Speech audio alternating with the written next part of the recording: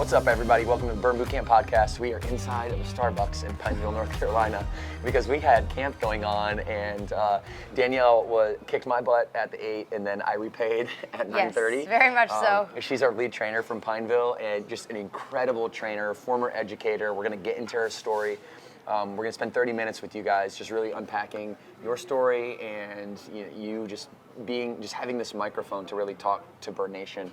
And as we get into this, I'm going to let you just start with like a quick background of yourself.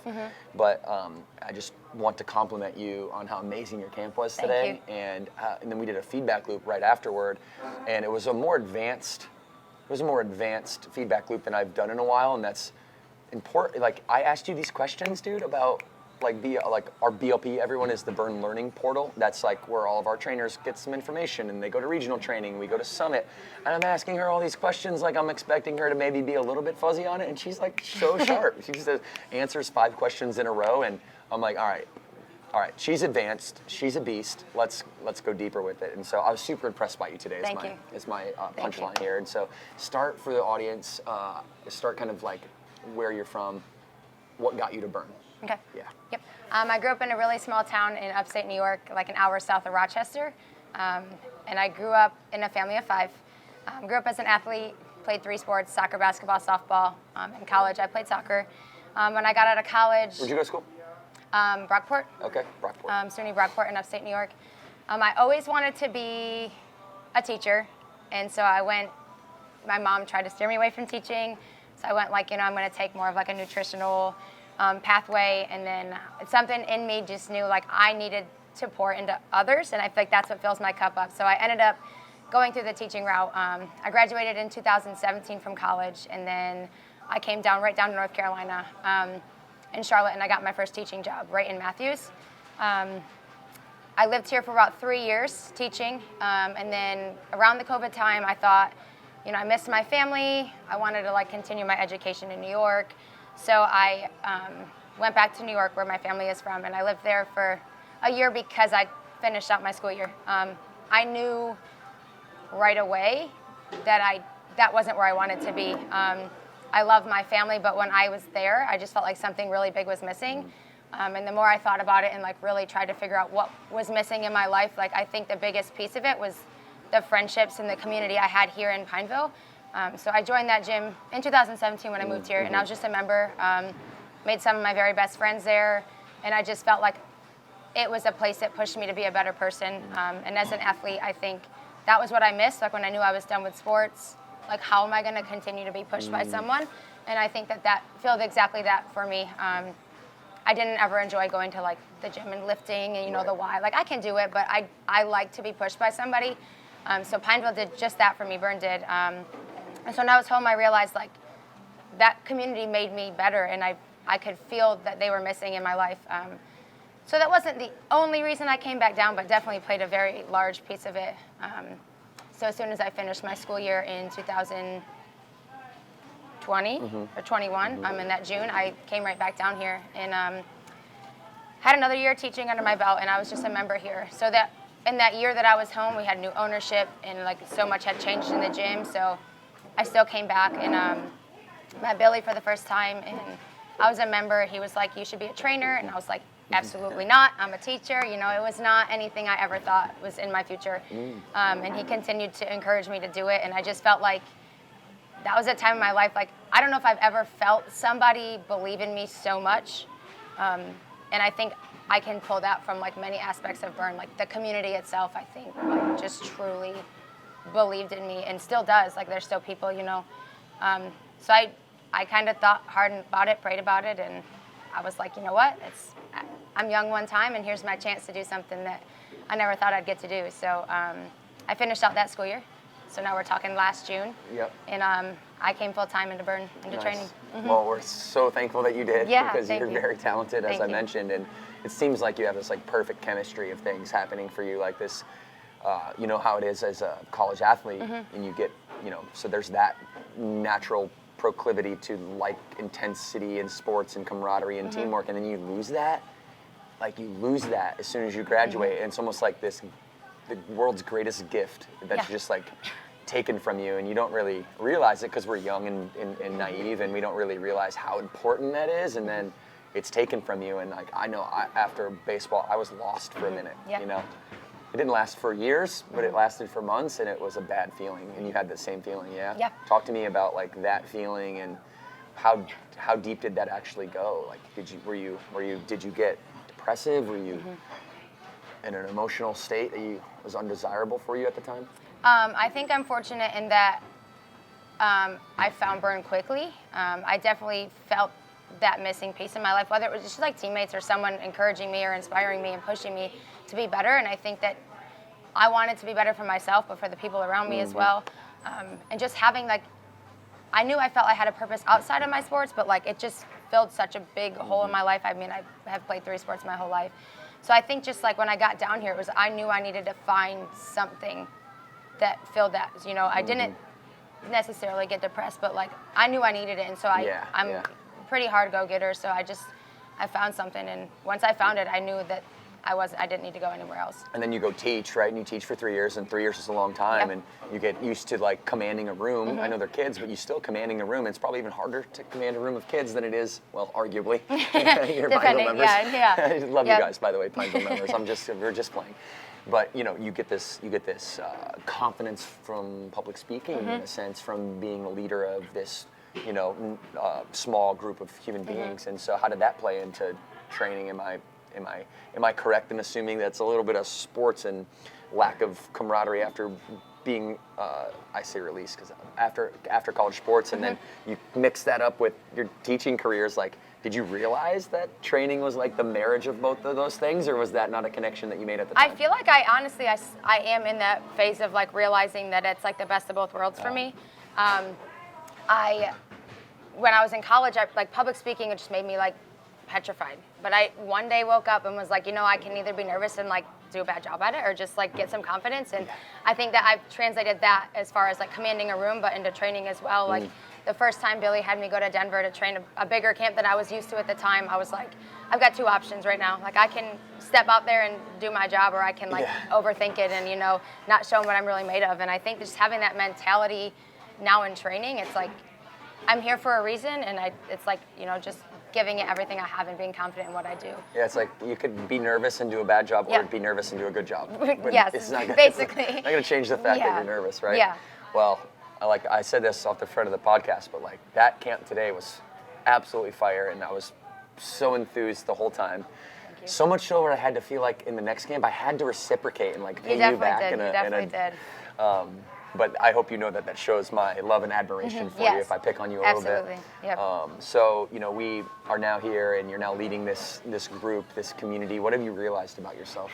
What have you realized? Please go. I still want to get, like, I'm the kind of person that just, like, I don't like to settle. So it's like, I often find myself too, like, I want the big picture now instead of, like, realizing what's, like, the steps before it. And so just, like, wanting to continue to pour into my members, but also know that, like, I think the great thing about Burn is I'm also getting that as well. So, like, as someone who takes camp, or, like, you know, I think it's great about the franchise itself is, like, I can go up to Lake Norman once a week, and, you know, Bees and Hearn, like, push me to, like, that's where I want to be. And, like, I know that that's what makes me feel better. And then, like, it just inspires me more to, like, come here and do the same thing, you know? Like, I think that it shows me that I don't ever have to be complacent, and that it's like a community that like just wants me better, and I just want them better. So I just feel like it's mutual all around. Well, that's like the culture of empowerment, where you know most leaders have followers, and leaders that create leaders who create leaders are the most successful ones. And we always try to make a culture of creating other leaders. And so I'm happy to hear that. Are you going up there now on like a weekly basis? I go up every Wednesday. Dude, you're not hitting me up.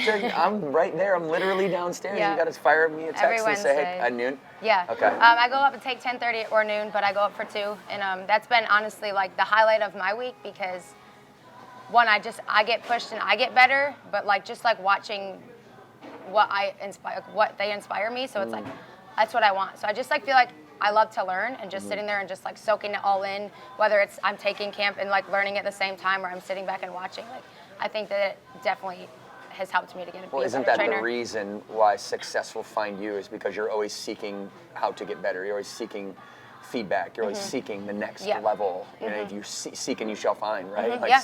success is bestowed upon those people who actively look for and find their gaps without being deterred once they find it. Right, yep. You know, a lot of people can find something about them that's like their blind spot, and then they like can either fix it or don't, and most people don't. Yeah.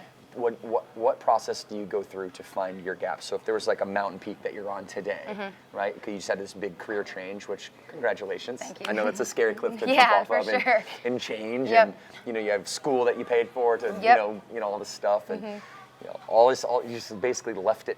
You didn't leave it all behind because you took a lot with you. I but did, for sure, yeah. You did leave a lot of it behind, and you just kind of jumped off this cliff into this new world. So Yeah. it's what do you hope? How do you hope that story can translate to your membership? How do you? Because that's something that not a lot of people are willing to do. Is to just pivot 360 like that, listen to their heart, listen to their head, listen to their intuition, and just go for it. Do you wish more people would follow their heart? How do you plan on? I do recommend, you know, it was definitely not an easy decision, but like having the approach of like, we get one chance out here, you know, and it's like, I don't like to settle for anything complacent or comfortable, and I enjoyed teaching, I really did, but I felt like I had more in me, and just taking chances. Like even moving here, my family's still in New York, and I came down here just taking a chance because I continue to want more for myself, and I feel like I see that through Burn, that like there's just continuous opportunity that I have to continue to get better that I didn't see as a teacher. So I think that that's what really pushes me to just take those chances. In worst case, I mean, there's always options, plan B, but obviously hope I never have to use those. You don't seem like a person that has a plan B. You seem like a plan A person to me. You seem like somebody that, hey, I got plan A and then maybe a plan A contingency plan, but I try don't know not if I to go use as deep plan as B, B. but I try to push myself through that plan Okay. A, and you know, Yeah. I do like to hustle where I can to help get myself to be successful. Okay, so you're back to the question. So you're here, you're on this mountain peak, you want to go to this one over here. We talked a little bit about offline about what that looks like in the future. Leaders leading leaders, right? In the same vein of what we're talking about, whether that be, you know, get to the next level as a person who's leading trainers in whatever capacity, get to the next level as a business owner, as a franchise owner. And these, like, that's the pathway, right? And then into a multi-unit, and then into then build a big organization within the organization from there. What are the gaps for you? Like, if you were to use your self-awareness muscle, you can ask me the same thing back if you'd like to, because not to put you on the spot, but I really think it's helpful for people to understand how successful people are the most vulnerable, right? Usually speaking. Yeah. So it's like there's 3 or 4 gaps or 5 gaps from this mountain peak to this one. Have you identified what those are? I think one personal gap I do have is confidence, and I think that up until I went to Burn U, like I knew I could run a good camp. I knew I was like decent at my job, but I think just like gaining confidence definitely took me as a trainer to like the next level, which I think is probably something that in all areas of my life, like just, I mean, I'm not confident, but I'm not an overly confident person. Got it. And I think that could move the needle a lot for me. Okay, so confidence. How did you get that? Like, you know, how you went to Burn University. It seems like was like the event. Like, what happened there? How did you get it? Did you transfer it? Somebody give it to you? I definitely will say like all the help from like, you know, Ashley, Angie, Luke, just like getting feedback and knowing that I'm capable of applying it right away. And I think seeing what I could do on a floor of 60, 50, you know, people versus the smaller camps I'm used to, I think was just like, I can do this. And it was like just the feedback loop. Like I think that in itself has just like really pushed me a little further. And knowing that all those tools are available within the franchise for me to continue to get better, whether it's as a trainer or forward. So the confidence, it seems like you are getting that pipeline of confidence and tapping into places where you find it. And it's like, that's what we preach to our members, right? Like tap into the community, find somebody that you might want to take something about them and emulate that in your own life, and then make friends with that person. Yeah, right. Tell them how special they are. Tell them how talented that you think they are, and then ask them for help. Yeah. You know, Yeah. I think that's okay. Yeah, Number so, two. I mean, Is there something else? I said there would maybe be a couple things. So confidence is a big one. continuing to keep my vision and almost have what's that word? Like tunnel vision. Tunnel vision Yeah, of keep just those like, blinders on. and I take that back to like I told you at our podcast at Burn You, just like you said that there's no room for anyone at your table but like the people that really help you make those decisions, and I think that's important in life as well, like not letting too many outside opinions or things influence me. It's like, what do I want, and who are the people that are going to help me get there, and what are the tools that I'm going to use to get there, and just like staying focused. So I think just not losing sight of what's ahead. How do you handle that criticism or handle that evaluation of somebody else making judgments on you about your own pathway, which is yours and should be unique to you? And oftentimes, and it's usually the people that we love are the ones that don't believe in us the most, which is so weird. And I think the reason is because they love us, and so they're trying to protect us from failure and pain. It seems like, but still not a good. I'd rather you introduce me to pain and introduce me to failure and let me overcome it myself and let me make my own path. This is at least how I'm going to handle my life. I was curious about your life and how you handled people who might have deterred from Danielle's objectives. I do struggle with it as the type of person I am. Like, I'm a people pleaser, and I like to make everyone around me happy. And as I've realized through my transition that like you can't. So I do struggle with it a little bit, but I do try to like step outside and like it's my life and my goals, and only I'm going to be able to continue to get myself there. So I try to take some of them with a grain of salt, but definitely I think I reflect harder on others than some. Cool. Anything else that comes to mind when it's like peak 1 to peak 2? We got confidence, staying focused with tunnel vision, right? Those are two big ones, right? Anything else that comes to your mind? Keep grinding. I mean, I feel like that's, hustle. Just hustle. I just work hard, and I think that's the season of my life I'm in right now, is just work hard. And, I hope that one day I'm able to look back at this time of my life, and it's like, that's why I did all the things I did, Well, I think it's interesting because what I observe at least is when you are after the impact, and that's your primary aim, the money follows. Yeah. I've never like, you can go check anyone. I know we just met each other about I really got to know you at Burn You, so that was what? 2 weeks ago, Yeah, 3 so weeks we ago. just are getting to know each other, which I'm excited to do that. But if you've known me for a long time, it's like when you think about building a company, building something that other people care about, that helps them. Money has never been at the top of my mind, like ever. Like the only time I've ever thought about it was at the very beginning when I did not have enough means to meet the end, which was a very short amount of time because I was out there impacting people, and you cross that threshold, and I hadn't focused on it since. And I've said that to some people, and they're like, okay, whatever. Like, you have this big company now. I'm like, y'all, listen, I'm dead serious. Yeah. I know my numbers, don't get me wrong, but that's not the primary driver, the secondary driver, or even the tertiary driver of what we're doing. And it seems that you share this same thing, and if you hustle and you work hard and you work on closing the confidence gaps and things like that, that you just have like such a bright future. I see that inside of you. For what it's worth, like, I don't know how good of a teacher you were. Well, you're a damn good trainer. Thank and you. What I saw today was like incredible. So it seems like you're already tackling some of these things now actively. Yeah, and I think it just helps to fill my cup. Like, as a teacher, I think what I took home every day was that like I'm helping these kids grow as children into their future. Like, I'm a big puzzle piece in their life, and just translating that to like I still am to grown-ups. And like, you don't know what comes in your gym every day. Like, someone's dealing with a death or a sickness or just stress, and that's their happy place, and that's because of me. So it's just like, at the end of the day, I might not have all the money I'm looking at, but like I'm changing lives, and like that's what helps me smile when I lay my head down at night, is like the rest will come, and it fills my cup, and I feel like the better I get at this job and the more I continue to try to get better, like the more that this gym's just going to continue to see. Yeah, I mean, it's already having record numbers with you leading it up, and you know, obviously, from the bottom of my heart, we appreciate that more than you could ever imagine. Like this whole business for me, one of the main purposes is to create a culture and environment for trainers that is unlike any other. Some place where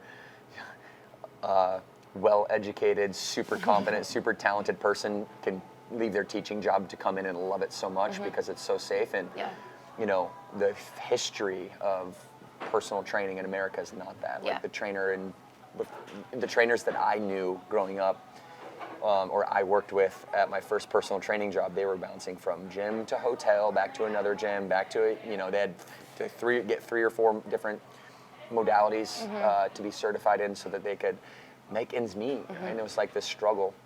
And so I mean, this such an amazing mindset to have for you to just be focused on that impact, because the amount of value that we add to the world is a direct correlation with the amount of revenue or money that you make in your life, and that's going to be over the long run. Right. And there'll be some points in time where you're like giving so much and you're not getting anything in return. Like, nothing. Like, and it's like, this is God's test. Like, how genuine are you really? You know what I mean? Yeah, like, absolutely. how long are you willing to put forth this type of effort and this type of care for other people with nothing in return? Right. And you are rewarded by the universe for that in the long run, and that's a law. That's not my opinion. That is a universal law. And I think that that's what continues to push me. Like, you know, I try to go for runs a couple times a week and just kind of like tune out. And like a lot of times I'll listen to the Elevation worship service. Just like gets me, you know, like a lot of times it just gets my mind right. Like last week's was like, you know, God's not through with you. And I just like, you know what, he's not. Like I'm just getting started here, which is the coolest part. You know, it's just like that kind of stuff keeps me going, keeps my head down. Well, I'm so happy to have you on the team officially for the long run, and just recognizing your talent and everything. You know, I not only recognized it, but I also had about 20 members at Pineville come up to me after our camp and was like, "Hey, you make sure you take care of her, okay? She's They're amazing." Sweet. They're great. No, they truly love you. I think their people. admiration for you is a reflection of your confidence and admiration in yourself. Thank you. You know. Appreciate So it. my last question is, what impact do you want to have on the world when your time comes, when inevitably we all go to zero? What do you want people? What type of impact do you want to have in the world?